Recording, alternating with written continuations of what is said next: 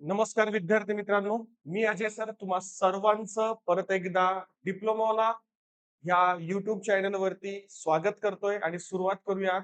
आजचा जो राहिलेला जो पोर्शन आहे बाळांनो, तो पोर्शन आपण ह्या लेक्चरमध्ये कंप्लीट करून घेऊ. जो फर्स्ट युनिटचा आपण वन शॉट व्हिडिओ बनत होतो, पण ऍक्च्युली लाईव्ह लेक्चरमध्ये आवाजाचा प्रॉब्लेम होता आणि तो आवाजाचा प्रॉब्लेम ऍक्च्युली लाईव्ह लेक्चरमध्येच येतोय, पण जेव्हा मी रेकॉर्ड करत असतो व्हिडिओ तेव्हा हा कसलाही प्रॉब्लेम येत नसतो. तुम्ही आता आवाज पाहत असाल अगदी क्लिअर कट आवाज आहे. ठीक आहे, कुठेही काही प्रॉब्लेम सुद्धा ह्यामध्ये नाहीये.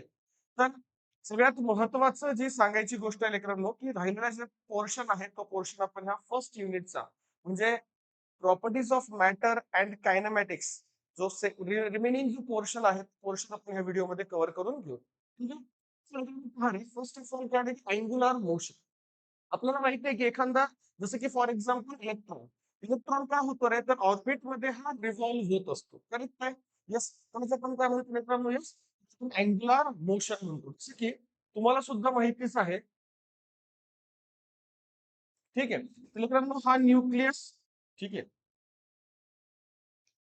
हा न्यूक्लियस आहे आणि हा ऑर्बिट ठीक आहे न्यूक्लियस मध्ये प्रोटॉन आहे आणि न्यूट्रॉन आहे आणि ऑर्बिट रिव्हॉल्विंग हा जो इलेक्ट्रॉन रिव्हॉल्व होतोय त्यालाच आपण काय म्हणतो अँग्युलर मोशन म्हणतो ठीक बघून घ्या कारण body or particle rotate about fixed axis ठीक आहे बघा हे सेंटर पासून फिक्स्ड ऍक्सिस किंवा आपण एखाद्या गावाकडे बघितल्या बाळा गोफण जी असेल त्या गोफण काय करतोय दोरीपासून काही अंतरावरती एक दगड बांधतो ठीक आहे दोरीच्या सहाय्याने आणि तो कसा फिरवत असतो तो सुद्धा काय आहे एका सेंटर ऍक्सेस पासून तो रोटेट होत असतो म्हणजे या ठिकाणी बघा when body or particle rotate about fixed axis then the motion of a body or a particle is called as angular motion angular मोशनचं एक्झाम्पल काय शाफ्ट ठीक आहे पुल्ली किंवा फ्लायव्हील काय अडचण किंवा तुम्ही जो पंखा आहे त्या पंख्याला सुद्धा अँग्युलर मोशन म्हणू शकतो कारण तो पंखा सुद्धा एका फिक्स्ड ऍक्सिस पासून एका फिक्स्ड सेंटर ऑफ ऍक्सिस पासून काय होत असतो रोटेट होत असतो ठीक आहे क्लिअर मग परत बघा मित्रांनो तर या ठिकाणी डिस्कशन काय when a body moves P1 to P when a body moves P1 to P along the circular path ठीक आहे सेंटर को म्हणजे फॉर एक्झाम्पल या ठिकाणी तुम्ही बघू शकता बॉडी जे मूव्ह होते कुठून होते P1 टू P या P1 पॉइंट पासून ते ह्या P पॉइंट पर्यंत बॉडी काय होते मित्रांनो मूव्ह होते रेडियस किती ज्या ऑर्बिट मध्ये किंवा ज्या सर्कल मध्ये तो रोटेट होतोय त्याचा रेडियस आर आहे आणि त्याची जी आर्क डिस्प्लेसमेंट आहे ती P1 पासून P पर्यंत किती डिस्प्लेसमेंट आहे मित्रांनो ठीक आहे त्याचं रिप्रेझेंटेशन आपण करू शकतो चित्रातून करणार so angle is equal to theta angle is equal to what so angle is equal to pi one two pi हे झालं अँग्युलर डिस्प्लेसमेंट म्हणजे म्हणायचं अँग्युलर डिस्प्लेसमेंट ठीक आहे की जी या ठिकाणी जो आर्क आहे त्याला आपण लिहू इथे आर्क लिहू हे कोण काय लेकरांनो रेडियस ठीक आहे काय अडचण येत नाही आणि one complete revolution one revolution is equal to 2 pi radian तुम्हाला माहिती आहे रेडियन मध्ये पूर्ण सर्कल किती 2 पाय आणि अँगलच्या फॉर्मेट मध्ये किती आहे 360 दॅट्स इट मग या ठिकाणी बघा जो टोटल अँगल आहे तो टोटल अँगल कशाच्या इक्वल आहे सर्कमफरन्स टोटल अँगल कशाच्या इक्वल आहे सर्कमफरन्स काय राहील 2 पाय आर सर्कमफरन्स ऑफ सर्कल 2 पाय दॅट्स इट इथे एवढं सांगण्यासारखं आहे ठीक आहे हा नेक्स्ट फॉर्म्युला बघा रे लेंथ ऑफ आर्क इथून इथपर्यंतचे डिस्प्लेसमेंट आहे यस ती झाली म्हणून लेंथ ऑफ आर्क ठीक आहे कोण काय रेडियस आणि इथं काय थिटा सो या ठिकाणी यस जे आहे ते यस काय लेंथ ऑफ आर्क आहे radius of circle for R known as a angular displacement means theta ठीक आहे आणि यस इज इक्वल टू काय मित्रांनो आर इंटू थिटा यस म्हणजे काय बघा linear displacement R is the radius आणि theta is the angular displacement हा एक फॉर्म्युला आयएमपी करून घ्या ठीक आहे एमसीक्यू याच्यावर तुम्हाला विचारू शकते first thing that's it clear चला पुढचं बघू फळांनो नेक्स्ट बघा रे आता या ठिकाणी काय अँग्युलर वेलोसिटी ठीक आहे बघा रे अँग्युलर वेलोसिटी काय angular displacement upon time angular displacement कशा नोट केलंय ठिकाणी अँग्युलर डिस्प्लेसमेंट कुठल्या व्हेरिएबलला रिप्रेझेंट केलं पाहिजे सो थिटा व्हेरिएबलला रिप्रेझेंट केलेलं आहे ठीक आहे तुम्ही या ठिकाणी बघू शकता मग काय अँग्युलर वेलोसिटी आपण ओमेगा म्हणतो त्याला काय म्हणतो ओमेगा ठीक आहे. Omega is equal to theta upon T. That's it. जसं आपण हे झालं अँग्युलर, तसं आपण डिस्प्लेसमेंट व्हेलॉसिटी कसं रिप्रेझेंट करतो? Velocity is equal to displacement upon time. तसे angular displacement with respect to time. Clear? काय अडचण इथपर्यंत? ह्याला आपण वेगळ्या फॉर्मॅटमध्ये पण रिप्रेझेंट करतो. इथं थिटा लिहिलंय. थिटा का लिहिलंय? सॉरी एन का लिहिलंय बाळांनो? सो एन रिप्रेझेंट करतोय की किती नंबर ऑफ रिव्होल्यूशन कंप्लीट होतात. म्हणजे सपोज ह्या सेगमेंट आर पासून हा 1 रिव्होल्यूशन झालं, हे 2 रिव्होल्यूशन झाले, 3 झाले. ठिकाणी एन रिप्रेझेंट करतो number of revolution. That's it. ठीक आहे. आणि त्याच्यात लागणारा ह्याच्यावरून सुद्धा अँग्युलर व्हेलॉसिटी फाइंड आउट करू शकतो. क्लिअर आहे? That's it. ठीक आहे. मग बघा रे, रिव्होल्यूशन पर मिनिट. जर आपल्याला रिव्होल्यूशन पर मिनिट काढायचं असेल तर बघा, टोटल अँगल 60. टोटल सर्कलचं जे अँगल आहे ते किती आलं मित्रांनो? 2 पाय. आणि आपल्याला ह्याला पर मिनिट आहे. आपल्याला सेकंद मध्ये करायचं तर एका मिनिटामध्ये किती सेकंद आहे? 60. So 2 pi upon 60. क्लिअर? म्हणजे याचाच अर्थ काय रे मुलांनो? ह्याचाच अर्थ रिप्रेझेंटेशन आहे 1 रिव्होल्यूशन पर सेकंड रेडियन पर सेकंड. म्हणजे एक रिव्होल्यूशन कंप्लीट करतोय म्हणजे तो किती कंप्लीट करतोय? पाय कंप्लीट करतोय म्हणजेच 360 डिग्री या ठिकाणी कंप्लीट करतोय. That's it. क्लिअर? मग एक तर फॉर्म्युला माहित झाला, theta is equal to S upon R. दुसरा माहित झाला बाळांनो, omega is equal to theta upon R. हे झालं अँग्युलर व्हेलॉसिटी, हे झालं angular displacement. That's it. Clear आहे? काय अडचण? पण इकडे काय रे, इथे या theta is equal to omega into T येत आहे. Theta is equal to omega into T. आणि या ठिकाणी theta is equal to S upon R. दोन इक्वेशन इक्वेट केल्या तर बघा, S by R is equal to omega into T. Clear? आता लक्षात घ्या, हा जो टी इकडे घेतलाय मुलांनो आणि आर इकडे घेतला म्हणजे एस बाय टी हे कशाचे इक्वल आहे रे? R into omega. आणि एस बाय टी म्हणजे काय मुलांनो? S by T is nothing but displacement upon time म्हणजे velocity. Displacement upon time is nothing but velocity. ठीक आहे. सो हा फॉर्म्युला आलेला आहे R into omega. So velocity is equal to radius into yes omega. Omega काय represent करतोय? Angular velocity.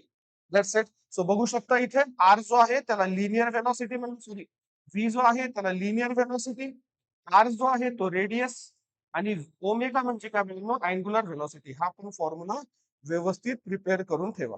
That's it. Clear? आता बघा ना, ऍक्सिलरेशन. ऍक्सिलरेशन म्हणजे काय मित्रांनो? Change in the angular velocity upon time.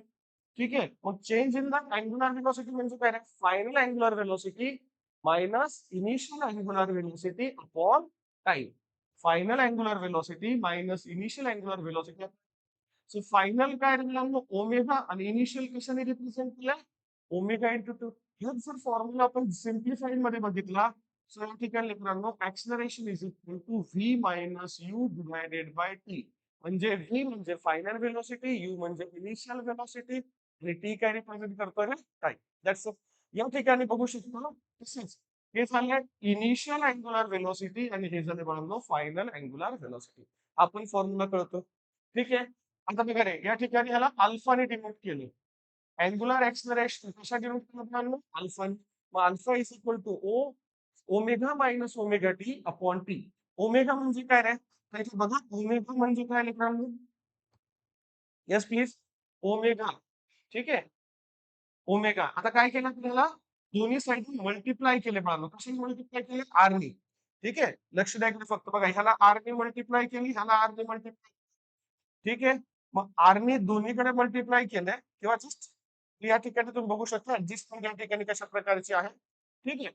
मला सांगा, इथे आर आहे, इथं पण आर आलंय. म्हणजे इथून जर आपण बघा बाळांनो, रिप्रेझेंटेशनच्या फॉर्मॅट मध्ये लिहिलं तर याला कॉमन बाहेर काढलंय. काय लिहिलंय या ठिकाणी? येस, या ठिकाणी are in bracket V minus omega upon T. ठीक आहे. आणि या ठिकाणी जो आर आहे तो या ठिकाणी रिप्रेझेंटेशन केलंय डिनॉमिनेटर मल्टिप्लिकेशन फॉर्मॅट मधला. म्हणजे फायनल काय आपल्याकडे इकडे? Alpha is equal to R into A. ठीक आहे. Alpha is equal to R into. हे जरी तुम्हाला या ठिकाणी कळत नाहीये कारण तेवढा वेळ आपल्याला त्या ठिकाणी द्यायचं, तुम्हाला सिंपल मध्ये सांगतो. बघा, सर्वात पहिला आला linear velocity is equal to R into angular velocity. Linear velocity is equal to R into angular velocity. त्याचप्रमाणे बघा रे, त्याचप्रमाणे बघा मग या ठिकाणी काय रिप्रेझेंटेशन करायचं ना? सो या ठिकाणी रिप्रेझेंटेशन करायचं मित्रांनो, या ठिकाणी रिप्रेझेंटेशन करायचं acceleration is equal to R into alpha. So acceleration is equal to radius multiply angular acceleration. दोन फॉर्म्युला लक्षात राहतील. ठीक आहे, एकदा व्यवस्थित नोट करून घ्या. ठीक आहे, चला पुढे बघू. या ठिकाणी बघू शकता लिनियर ऍक्सिलरेशन म्हणजे ए, रेडियसला आर आणि अँग्युलर ऍक्सिलरेशन म्हणजे अल्फा. That's it. क्लिअर. चलो पुढे बघा. Next, equation of angular motion with constant angular acceleration. ठीक आहे, आता बघा रे, हे मग थोडस रिप्रेझेंटेशन त्या ठिकाणी वेगळं केलेलं आहे. ठीक आहे, प्रसुद्धा सिम्बॉल मध्ये सेम कॉन्सेप्ट जो आहे तो angular acceleration is equal to काय, omega minus omega T. Yes, हा झाला फायनल आणि हे झालं इनिशियल. क्लिअर, हे बघून घेतलंय. मग याच्यामध्ये फॉर्म्युला काय तयार झाला, इथे बघू शकता हा टी इकडे मल्टिप्लाय झाला म्हणजे alpha into T omega minus omega T, म्हणजे हा मायनस प्लस. सो या ठिकाणी omega is equal to omega naught plus alpha into T. आणि हाच जो आहे अँग्युलर मोशनचा, हा लिनियर मोशन मध्ये कशा प्रकारे लिहितो मित्रांनो. सो लिनियर मोशन मध्ये लिहितो V is equal to U plus A T. ठीक आहे, काय लिहितो V is equal to U plus A T आणि या ठिकाणी लिहिले बाळांनो omega is equal to omega naught plus A T.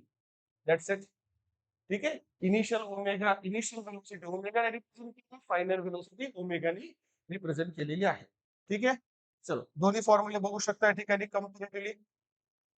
हा आहे लिनियर वेलोसिटी, हा आहे लिनियर वेलोसिटी. That's it. आणि हा जो ओमेगा आहे तो आहे angular velocity, angular velocity. That's it. काय अडचण. चलो पुढे बघू शकता, एक एक फॉर्म्युला बघू शकता. Change in the angular velocity काय लिहितात, omega minus omega naught final minus initial.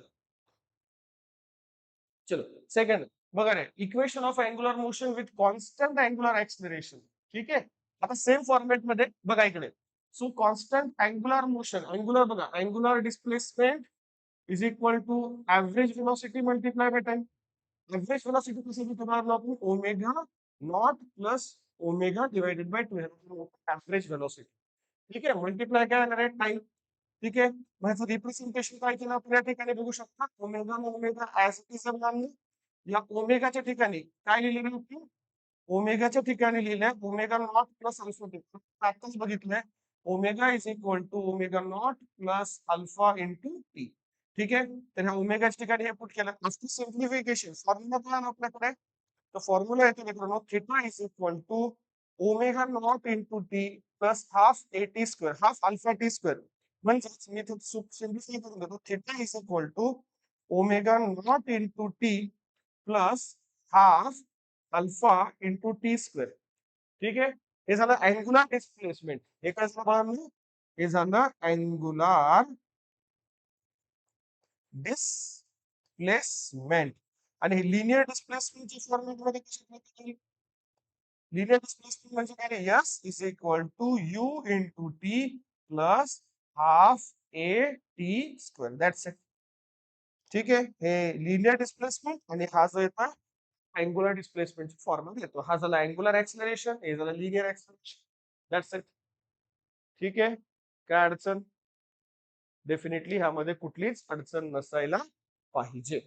ठीक आहे, लास्ट इक्वेशन बघा, लास्ट काय झालं बघा, equation of angular motion with constant angular acceleration. आता डायरेक्टली फॉर्म्युला आपल्याकडे काय येतो, तर मी या ठिकाणी लिहितो ओमेगा स्क्वेअर. तुम्हाला हा तर माहिती आहे omega is equal to omega naught alpha T square. मग आपण काय केलं या ठिकाणी, taking square on both side, square on both side, square square. हे झालं A plus B whole square, म्हणजे A plus B whole square is equal to काय फॉर्म्युला आहे, चलो काय फॉर्म्युला रिप्रेझेंट करतो, तर रिप्रेझेंट करतो A square plus two A B plus B. That's it. मग आपल्याकडे ए म्हणजे काय बाळांनो, ओमेगा नॉट आहे अल्फा इंटू टी, त्याचं काय येतो रे स्क्वेअर, म्हणजे या ठिकाणी omega naught square plus two two omega naught into alpha T plus या ठिकाणी alpha square into T square. That's it. Clear. आता इथून काही टर्म्स कॉमन काढण्यात ओमेगा आणि तुम्हाला मी एक्सपान्शन शिकवलंय. आफ्टर सिम्प्लिफिकेशन आपल्याला फॉर्म्युला येतो omega square is equal to omega naught square is equal to 2 alpha theta. ह्याच म्हणजे बघा omega is equal to omega naught square plus 2 alpha into theta. आणि हा फॉर्म्युला आपण असा लिहितो V square is equal to U square plus 2 AT या ठिकाणी टी. ठीक आहे, या ठिकाणी चुकून आले मला theta, sorry sorry sorry 2 AS येते, सॉरी 2 AS बरोबर आहे. चला चेक करा. बघा हे तीन फॉर्म्युला या ठिकाणी रिप्रेझेंट झाले आहेत. Clear. Omega square is equal to omega naught square is equal to 2 alpha yes. ठीक आहे, V square plus U square plus 2 AS. That's it. ठीक आहे, तुम्हाला ह्याच बेसिक फॉर्म्युले त्या ठिकाणी विचारतील की कुठला फॉर्म्युला राईट आहे किंवा कुठला फॉर्म्युला रॉंग आहे. हेच करेक्शनच्या फॉर्मॅटमध्ये लक्षात राहू द्या. ठीक आहे, चलो या ठिकाणी बघा सगळ्या फॉर्म्युलाचं मी तर शेवटी final initial, final velocity initial, final velocity initial velocity. हे काय झालं? फायनल, यस हे झालं final angular velocity initial angular velocity. ठीक आहे, हे झालं final linear velocity initial linear velocity. Yes, alpha, alpha काय रे? Angular acceleration. आणि इथं काय बघा linear acceleration, linear uniform acceleration, linear final velocity, linear initial velocity, final angular velocity, final initial angular velocity. दुसरा फॉर्म्युला डिस्प्लेसमेंट. हे जर angular displacement is equal to omega naught into T plus half alpha T square. So S is equal to U T plus half AT square. That's it. शेवटचं omega square is equal to omega naught square plus 2 alpha S. आणि इथे बघा V square is equal to U square plus 2 AS. हे सगळे 6 फॉर्म्युले जे आहे बघू शकता, हे सर्क्युलर मोशन मध्ये आपण फॉर्म्युले यूज करतो आणि हे रेक्टिलिनियर मोशन मध्ये यूज करतो. रेक्टिलिनियर म्हणजे काय रे? सरफेस वरती एका एका प्लेन सरफेस साठी आपण हे फॉर्म्युले यूज करत असतो. रोटेशनल मोशन, सर्क्युलर मोशन साठी हे फॉर्म्युले. ठीक आहे, एकदा व्यवस्थित पाहून घ्या. लेकरांनो बघा कुठेच काही अडचण यायला नाही पाहिजे, व्यवस्थित बघून घ्या. Next, projectile motion. आता प्रोजेक्टाईल मोशन काय, जस्ट मी बऱ्याच गोष्टी आहेत त्या शॉर्टली एक्सप्लेन करण्याचा प्रयत्न करतोय कारण तेवढा वेळ आपल्याला द्यायचा नाहीये. प्रोजेक्टाईल मोशन काय करून एखादा ऑब्जेक्ट जर इथून असं थ्रो केलं, ठीक आहे, बघा इथून हा ऑब्जेक्ट असा थ्रो केला आणि हा इथं ऑब्जेक्ट येतोय. बघा ज्या अँगलने तुम्ही थ्रो करताय त्याच अँगलने हा ऑब्जेक्ट इथे काय होतो? फॉल होत असतो. तुम्ही इथे बघा, इथे जर अँगल थिटा असेल तर इथे सुद्धा थिटा अँगल तो काय होतो? फॉल होतो. मग आता इथे लक्षात द्या, इथे काय कॉन्सेप्ट आहे? जसं ऑब्जेक्ट हा वर जातो बळांवर, वरची व्हेलॉसिटी आणि ही इक्वलिटी व्हेलॉसिटी. म्हणजे इक्वलिटीची व्हेलॉसिटी आहे ती आहे बघा व्ही इंटू साइन थिटा आणि ही जी व्हेलॉसिटी आहे ती आहे बाळांनो V into cos theta. That's it. कळतंय? क्लिअर आहे. आणि या ठिकाणी जे आहे त्या ऑब्जेक्टची मॅक्सिमम हाईट आहे, एवढं लक्षात ठेवा. आता जसं काय होतं, जसं ऑब्जेक्ट हा वर चाललाय, ठीक आहे, ऑब्जेक्ट वर चाललाय तशी वरची व्हेलॉसिटी वाढत वाढत जाते आणि ही जी व्हेलॉसिटी आहे व्ही ही कमी कमी कमी कमी होत जाते. या ठिकाणी 0 कॉन्स्टंट. तिथून काय होतं बाळांनो, परत ही जी व्हेलॉसिटी आहे ती वाढत वाढत जाते, म्हणजे ही व्हेलॉसिटी वाढत जाते आणि ही व्हेलॉसिटी कमी कमी होत जाते, म्हणून ऑब्जेक्ट हा इथे फॉल होतो. क्लिअर. पुढे बघा, चलो project time. An object thrown in air making some angle with horizontal is called as a projectile. So the angle is less than 90 degree. Angle कसं असलं पाहिजे? लेस दॅन 90 डिग्री. जर एक्झॅक्ट 90 डिग्री असेल याचा अर्थ ऑब्जेक्ट वर चाललाय आणि परत खाली येईल. जर एक्झॅक्टली 90 डिग्री असा, पण इथे 90 डिग्री नाहीये. परत काय सांगितलंय प्रोजेक्टाईल मोशन मध्ये? Projectile motion is the motion of body through in air at an angle theta greater than 0 degree and less than 90 degree within the horizontal. Horizontal means axis, x-axis च्या format मध्ये. That's it. Clear. मग काय example सगळे? Motion of football kick in air. Football air मध्ये kick केलं असेल किंवा motion of football as a batsman hit 6 मारल्यावरती ज्या अँगलनी 6 मारलाय त्याच अँगलनी तो बॉल त्या स्टेडियम मध्ये फॉल होईल. क्लिअर आहे? ओके, चलो नेक्स्ट आहे मग ट्रॅजेक्टरी. ट्रॅजेक्टरी काय आहे? तो एक जो कर्व पाथ क्रिएट होतो या ठिकाणी, ठीक आहे, त्या ऑब्जेक्टच्या स्टार्टिंग पासून तो फॉल पर्यंत, त्याला आपण काय म्हणतो? ट्रॅजेक्टरी म्हणतो. So trajectory is defined as the path traced by the object in a projectile motion. ठीक आहे, परत काय रे? The path along which projectile motion moves is called as trajectory. ठीक आहे. The path of projectile is parabolic. हा जो graph आहे तो कसा आहे बाळांनो? पॅराबोलिक. हा तुम्हाला इथे या ठिकाणी एमसीक्यू प्रश्न विचारू शकतात. हे लक्षात राहू द्या. क्लिअर आहे? नेक्स्ट. आता बघा रे, हे झालं व्हेलॉसिटी ऑफ प्रोजेक्टाईल. काय व्हेलॉसिटी आहे? The velocity with which a body in a projectile motion is throne is called as a velocity of projectile. That's it. म्हणजे या इनिशियल पॉइंट पासून ते फायनल पॉइंट पर्यंत जी काही व्हेलॉसिटी असेल ऑब्जेक्टची, ठीक आहे. मग object in the sense of football, object in the form of cricket ball. तर त्याची व्हेलॉसिटी ही असेल throughout the start to fall.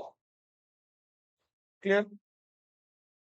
चलो बघा रे, अँगल ऑफ प्रोजेक्टरचा फॉर्म्युला काय? अँगल ऑफ प्रोजेक्शनचा फॉर्म्युला काय? थिटा इज इक्वल टू, हा याला आयएमपी करून घ्या. Exam theta is equal to tan inverse of R by 4h. R काय रे बाळांनो? So horizontal range of projectile. बघा ही झाली horizontal range of projectile. H काय रे बाळांनो? Maximum height of the projectile. आणि थिटा काय रे? Angle of projection with the horizontal at an origin. Origin पासून जे काय अँगल ऑफ प्रोजेक्शन असेल त्यालाच काय रिप्रेझेंट करतोय थिटा. ठीक आहे. मग लेकिन मॅक्सिमम हाईट ऑफ प्रोजेक्टाईल किती रे? हा formula maximum height of projectile formula आहे U square into sine square theta upon 2g. हा पण तुम्ही व्यवस्थित पाठ करून ठेवा. ठीक आहे. आता बघा, R is equal to U square sine 2 theta into G. या दोन फॉर्म्युल्यामध्ये एक बेसिक डिफरन्स आहे. कुठला बेसिक डिफरन्स आहे? तर तो तुम्ही या ठिकाणी पाहू शकता. या ठिकाणी बघा स्क्वेअर आहे आणि या ठिकाणी 2 थिटा आहे. फक्त इथे हाईट प्लस स्क्वेअर, हाईटला स्क्वेअर द्यायचा आणि रेंजला काय द्यायचं म्हणून 2 थिटा द्यायचं. लक्षात राहील फॉर्म्युला. क्लिअर? आणि मी जे तुम्हाला सांगितलं मॅक्सिमम रेंज कशी फाइंड आउट करायची. मॅक्सिमम रेंज कधी फाइंड आउट होत आहे? जर तुम्ही प्रोजेक्टाईल जे अँगल आहे तो 45 डिग्री एक्झॅक्ट थ्रो केलं, तुम्हाला काय मिळेल ना? मॅक्सिमम रेंज मिळेल. कळतंय? आता उदाहरणार्थ आपण काय करतो, जो भालाफेक आहे, भालाफेक जो आहे तो थ्रो करणारा कुठल्या अँगलने थ्रो करतो? 45 डिग्रीच्या अँगलने थ्रो करतो. जर त्याने 45 डिग्रीच्या अँगलने थ्रो केलं तरच त्याची रेंज कशी असेल? बस मॅक्झिमम रेंज असेल. क्लिअर? मॅक्झिमम रेंज कधी येईल? 45 डिग्रीला. इथे चेक करा ना. 45 पुट करा, 45 मल्टिप्लाय बाय 290. साइन 90 किती झाला? 1. ठीक आहे. Sine 2 multiply by 45 degree is equal to sine 90 degree. So sine 90 is equal to what? 1. म्हणजे रिमेनिंग काय? U square upon G. U square upon G. That's it. याच्यावर तुम्हाला एक्झाम मध्ये येस प्रश्न विचारू शकतील. हा अँगल सुद्धा विचारू शकतील की मॅक्झिमम जी रेंज आहे ती कुठल्या अँगलला मिळेल? 0 डिग्रीला, 30 डिग्रीला, 45 डिग्रीला, 60 डिग्रीला का 90 डिग्रीला? तर आन्सर आहे बाळांनो 45 डिग्रीला मॅक्झिमम रेंज मिळेल. ठीक आहे. आणि दुसरी गोष्ट, तर स्टार्ट पासून ते एंड पर्यंत बरोबर आहे त्या ऑब्जेक्टला टाइम ड्युरेशन किती लागेल? सो टाइम ड्युरेशन बघू शकता. टाइम ऑफ फ्लाइट किती टाइम आहे? So 2u sine theta upon G. तर लक्ष द्या, इथं आहे U square sine square theta upon 2g. इथे लक्ष द्या, U square into sine 2 theta upon G. इथं 2g आहे, इथं g आहे. ठीक आहे. आणि नेक्स्ट काय बाळांनो? एकच मिनिट. साइन 44 वाटतं. आय थिंक इथं 2 नाहीये वाटतंय. ठीक आहे. एकदा व्यवस्थित मेक इट शुअर. एकदा व्यवस्थित पाहून घ्या. नेक्स्ट. आणि इथं काय बाळांनो? T is equal to 2u sine theta by G. That's it. हे तिन्ही फॉर्म्युले तुम्हाला महत्वाचे आहेत. मॅक्झिमम हाईट, हॉरिझॉन्टल रेंज आणि time of flight. That's it. ठीक आहे. चला पुढे बघा लेकरांनो. वर्क. आता मोस्टली वर्क काय आहे? जर एखाद्या ऑब्जेक्टला जर फोर्स अप्लाय केला, काय म्हणतो? वर्क डन म्हणत असतो. बरोबर आहे. मग आता फोर्स एखाद्या ऑब्जेक्टला force in the form of push करतो किंवा इन द फॉर्म ऑफ पुल करतो. जर बरोबर आहे. एखादा बॉक्स असेल तर बॉक्सला ढकलतो. ठीक आहे. आणि आपण गावाकडे जर एखाद्या प्राण्याला जसं आपण म्हैस असेल, बैल असतील किंवा गाय असेल तर दोरी बांधलेली असते. तर आपण त्याला ओढतो. ओढतो म्हणजे काय? फोर्स कुठे लावतो?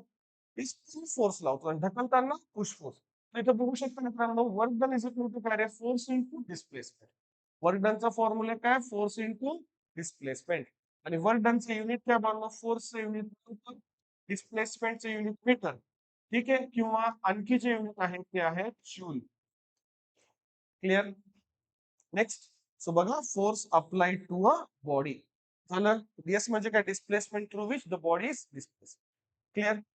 लक्षात घ्या, जर सपोज मित्रांनो हे जे हा जो फॉर्म्युला आहे हा कधी अप्लाय होतो, जर ऑब्जेक्ट वरती फोर्स, हा ऑब्जेक्ट आहे, जर परपेंडिक्युलर फोर्स लावला असेल तर.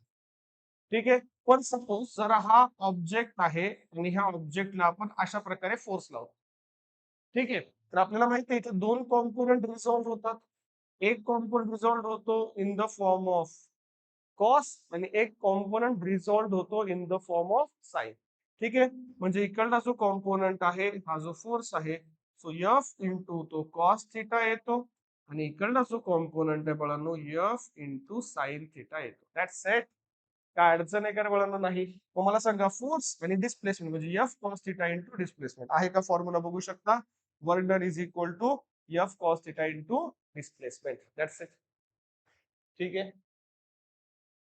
चला, दुसरी गोष्ट आता मित्रांनो, as per the Newton second law of motion, object जर वर चाललाय, फोर्स वर अप्लाय केलाय, तर त्याचा ऑब्जेक्टचं वेट कुठे ऍक्ट होतं रे? डाऊनवर्ड ऍक्ट होतं. ठीक आहे. आणि हा जो डब्ल्यू आहे इज इक्वल टू काय रे? एम इंटू जी. करेक्ट आहे. इथपर्यंत बघू शकता. क्लिअर. सो डब्ल्यू काय रे म्हणाले? So weight of body. Weight of body काय रे? कारण फोर्स काय आणि डब्ल्यू काय दोन्ही इक्वल्स लागतात ना. क्लिअर. म्हणजे इथं work done is equal to force into displacement लिहितो. इथे डिस्प्लेसमेंट हॉरिझॉन्टल नाहीये, डिस्प्लेसमेंट व्हर्टिकल आहे. त्याच्यामुळे हाईट लिहिले आणि फोर्स आणि वेट दोन्ही इक्वल आहेत म्हणून इथे डब्ल्यू लिहिले. सो या ठिकाणी बघा म्हणून काय रे, बघा डब्ल्यू इज इक्वल टू काय, डब्ल्यू इंटू एच. हे पण तुम्ही या ठिकाणी आय एम पी करून ठेवा. हा आय एम पी करा, याला आय एम पी करून घ्या आणि हा सुद्धा बाळांनो या ठिकाणी आय एम पी करून घ्या. That's it. क्लिअर. दुसरी गोष्ट, पॉझिटिव्ह वर्क डन काय, निगेटिव्ह वर्क डन बघून घ्या. बघा रे मित्रांनो, आपण ऑब्जेक्ट ज्या डायरेक्शनला फोर्स आहे त्याच डायरेक्शनला डिस्प्लेसमेंट होत असेल, ज्या डायरेक्शनला फोर्स आहे त्याच डायरेक्शनला डिस्प्लेसमेंट होत असेल तर हे झालं पॉझिटिव्ह वर्क डन. बघून घ्या. Wien force act on a body and displacement in the direction of force, म्हणजे डिस्प्लेसमेंट ही डायरेक्शन ऑफ फोर्सला असेल तर ते झालं पॉझिटिव्ह वर्क डन. ठीक आहे. आणि डिस्प्लेसमेंट जे डिस्प्लेसमेंट आहे ती opposite to the direction of force असेल तर त्याला म्हणायचं बाळांनो निगेटिव्ह वर्क डन. काय म्हणायचं? Negative work done. काय प्रॉब्लेम इथं बघू शकता, अपोजिट डायरेक्शन. क्लिअर. सफिशियंट आहे, समजत आहे. ठीक आहे, हे महत्वाचं आहे. क्लिअर. चला, पॉझिटिव्ह वर्क डन कळालं, निगेटिव्ह वर्क डन कळालं. क्लिअर. आता एखाद्या वेळेस सपोज ही भिंत आहे, त्या भिंतला मी पुश करतो, डिस्प्लेसमेंट होणार का रे? भिंत सरकणार का? नाही सरकणार. अशा कंडिशन डिस्प्लेसमेंट झिरो आहे, तर याचा अर्थ वर्क डन सुद्धा काय झालं म्हणालो? झिरो झालंय. इव्हन दो तुम्ही त्याच्यावरती फोर्स अप्लाय केलेला असेल तरी सुद्धा. ठीक आहे. Next, work done against friction. खूप सोपं आहे. वर्क डनचं कार्य friction force multiply by displacement आणि फ्रिक्शन फोर्स तुम्ही मेकॅनिक्स मध्ये शिकलात. Mu into R. म्यू म्हणजे काय म्हणतो? कोएफिशियंट ऑफ फ्रिक्शन आणि आर म्हणजे काय? Normal reaction. तर या ठिकाणी बघू शकता हा ऑब्जेक्ट आहे, काय झालं? नॉर्मल रिएक्शन आर वरती, राईट, म्हणजे एम इंटू जी डाऊनवर्ड. ठीक आहे. इकडे अप्लाइड फोर्स आणि याच्या अपोजिट डायरेक्शनला काय लागतं मित्रांनो? फ्रिक्शन. ठीक आहे. ऑलरेडी तुम्ही मेकॅनिक्स शिकलेले आहेत, जे सिव्हिलचे स्टुडंट आहेत, मेकॅनिकलचे स्टुडंट आहेत, त्या प्रत्येकांना मेकॅनिक्स बद्दल माहिती आहे. ठीक आहे. जरी आजच्या ह्या व्हिडिओमध्ये आपली स्पीड जास्त असेल कारण आपल्याला कमीत कमी वेळामध्ये मॅक्झिमम पोर्शन कव्हर करायचा आहे, आपण तो थोडासा लाईव्हचा डोक्यातून हेडेक बाजूला केलाय. कारण लाईव्ह मध्ये प्रॉब्लेम येतोय माईकचा. काही काही स्टुडंट तर असं भयानक कमेंट करायला, सर तुमच्यावर पण एवढी गरिबी आली का म्हणे. काय उत्तर देणार त्यांना? असतात असे काही किडे जे उत्तर देत असतात, त्यांच्याकडे लक्ष द्यायचं नाही आपल्याला, आपण आपलं फोकस करू बाळांनो. ठीक आहे. चलो, इथपर्यंत क्लिअर असावं. Next, work done by torque, म्हणजे जो पंखा रोटेट होतोय किंवा एखाद्या चाकाला ढकलतोय आपण, त्याला काय म्हणतो? Work done by torque. So work done is equal to torque into angular displacement. बघा, torque into angular displacement. That's it. Clear. आणि अँग्युलर डिस्प्लेसमेंट म्हणजे काय रे? 2πn. Clear. 2πn. That's it. Clear. Number of revolution per second, ह्याला काय लागतं बाळांनो? Torque. ठीक आहे. टॉर्कचं युनिट काय रे? न्यूटन, म्हणजे एक प्रकारे फोर्स. ठीक आहे. आणि मीटर, न्यूटन मीटर. टॉर्कचं युनिट सुद्धा न्यूटन मीटर, लक्षात राहू द्या. हा पण फॉर्म्युला ऑलरेडी तुम्हाला माहिती आहेच, तरी सुद्धा थोडस काळजीपूर्वक प्रिपेअर करा. नेक्स्ट आहे बाळांनो पॉवर. पॉवर काय रे? सो पॉवरचा फॉर्म्युला काय बाळांनो?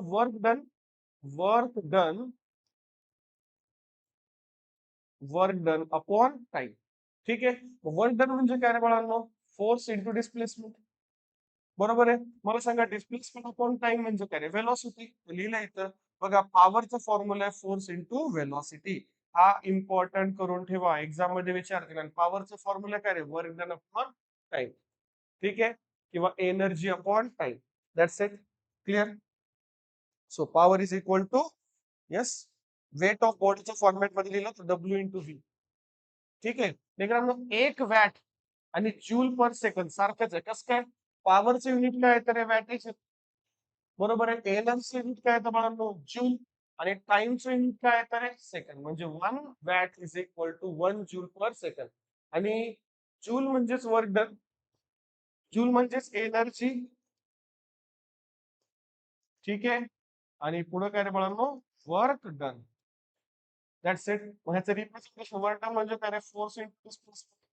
मग मला सांगा, हे जूल म्हणजेच एनर्जी म्हणजेच work done, force into displacement म्हणजे न्यूटन मीटर, आणि टाइम युनिट काय? सेकंद.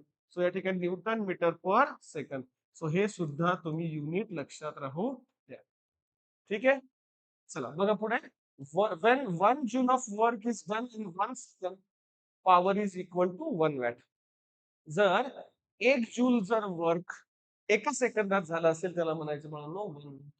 ठीक आहे. आणि 1 किलो वॅट म्हणजेच काय रे? किलो म्हणजे 10⁻³ so kilo is equal to 10⁻³ that's it.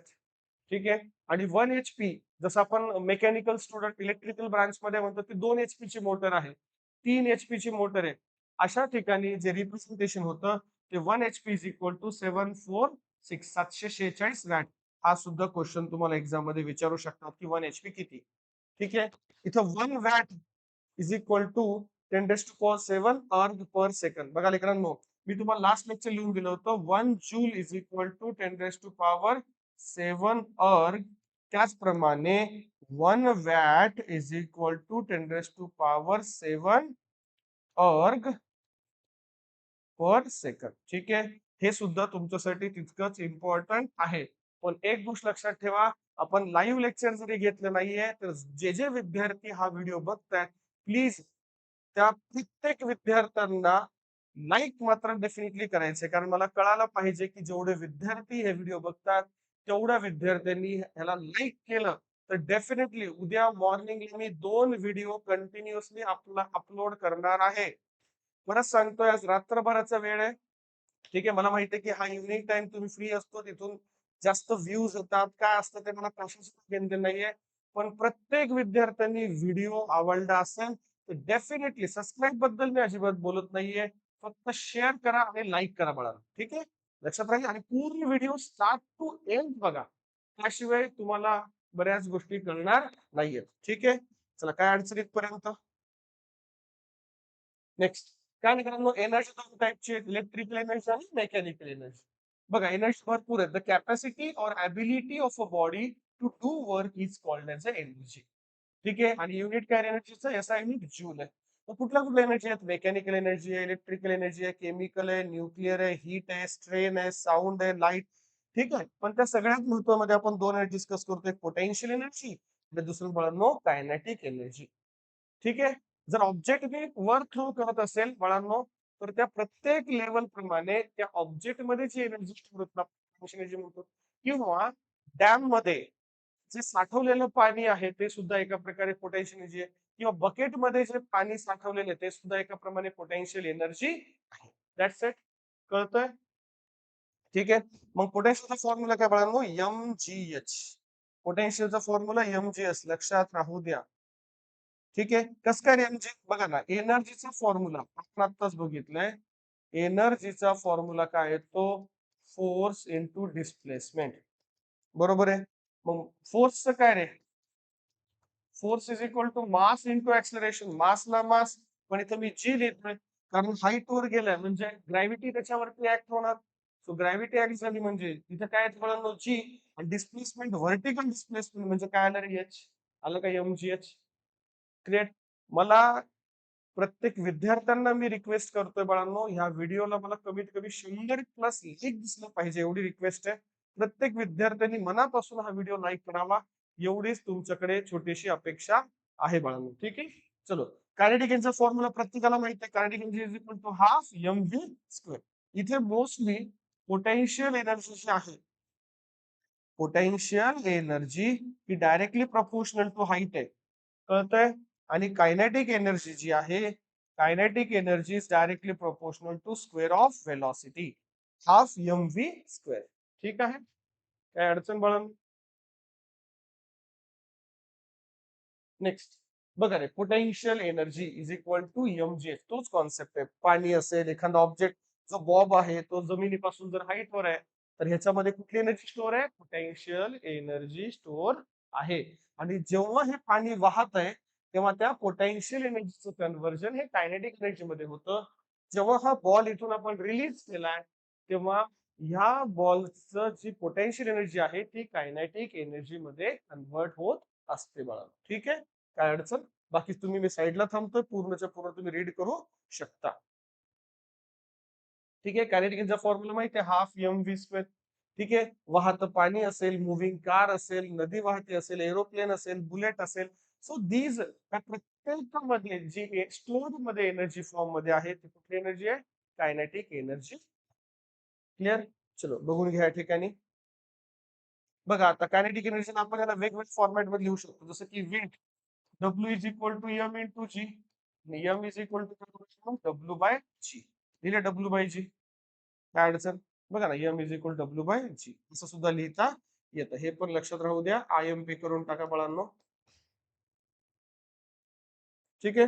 So thank you so much. हा जो पोर्शन आहे, जेवढा पॉसिबल पोर्शन होता, तेवढा सगळ्या पोर्शन आपण या ठिकाणी घेण्याचा प्रयत्न केलेला आहे. आणि आणखी एक गोष्ट लक्षात ठेवा, work done is equal to बाळांनो, work done is equal to in change in energy. ठीक आहे. किंवा चेंज इन कायनेटिक एनर्जी म्हटलं तरी चालेल. ठीक आहे. चला, तर आजचा हा जो व्हिडिओ आहे तो आपण इथे स्टॉप करू. आणि मी म्हटल्याप्रमाणे मी डेफिनेटली मॉर्निंगला 2 व्हिडिओ उद्या टाकणार म्हणजे टाकणार. ठीक आहे. जर खरंच विश्वास म्हणजे उद्या तुम्हाला युनिट नंबर सेकंड आणि युनिट नंबर थर्ड दोन्हीही व्हिडिओ फिजिक्सचे आणि केमिस्ट्रीचे परवा. ठीक आहे. तुमचा जो पेपर कधी आहे, ज्या मला एक्झॅक्ट डेट माहिती नाहीये, पण प्रत्येक जिल्ह्यावाईज, प्रत्येक कॉलेज वाईज डेट ही वेगवेगळी आहे. तर प्लीज मला कमेंट मध्ये तुमची एक्झाम किती तारखेला आहे, किती वाजता आहे याबद्दल एकदा द्या. ठीक आहे. मी डेफिनेटली तुम्हाला मॅक्झिमम पोर्शन कव्हर करून देण्याचा प्रयत्न करेन. तुम्ही जेवढा वेळ देणार आहात आमच्या प्लॅटफॉर्मवर, तेवढा वेळ तुमचा डेफिनेटली खरंच युटिलाइज होईल ह्याची मी गॅरंटी घेतोय. आणि आजचा व्हिडिओ हा स्टॉप करून भेटूया पुढच्या व्हिडिओमध्ये. तोपर्यंत thank you so much. Bye bye. See you soon. धन्यवाद.